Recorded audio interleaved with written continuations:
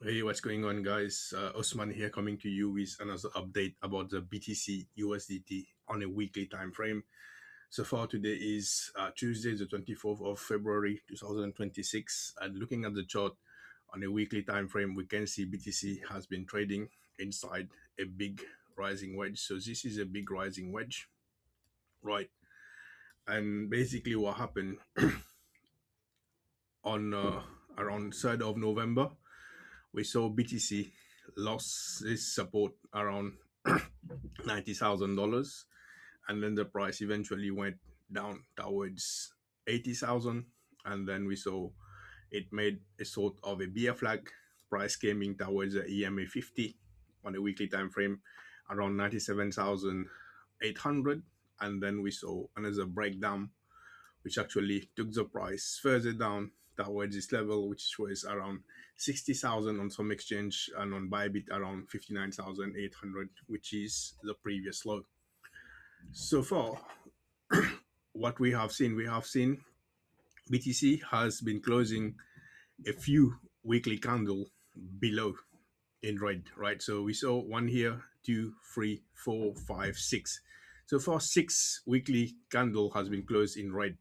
And also, this was supposed to be like a trend line, a support trend line. BTC closed below it, and we also had EMA 200, which was supposed to act as a very strong support, 69,200. Eventually, BTC has closed below 69,200, and now looking at it, it's heading towards orange line, which is 61,845, which is a monthly support for the months of February, right? So now we have two scenarios in place. We can either expect a small relief bounce if BTC sweeps this low, right, and then just do a pullback, maybe around 65, 66,000, to eventually continue down towards this level where we have a strong level of support, which is around 56,200, and then we have 53,600.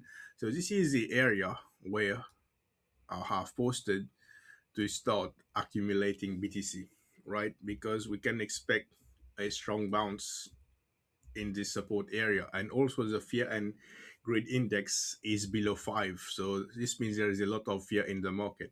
So now, what I want you to understand is on the monthly time frame, on the weekly time frame, the monthly support is 61,845. So this is the level here. This is where we can expect BTC to come first. And if this level doesn't hold, BTC breaks below it and close below it on the monthly time frame, which is like a few days until the monthly candle close. Then we can expect BTC to come towards this level, 56,200.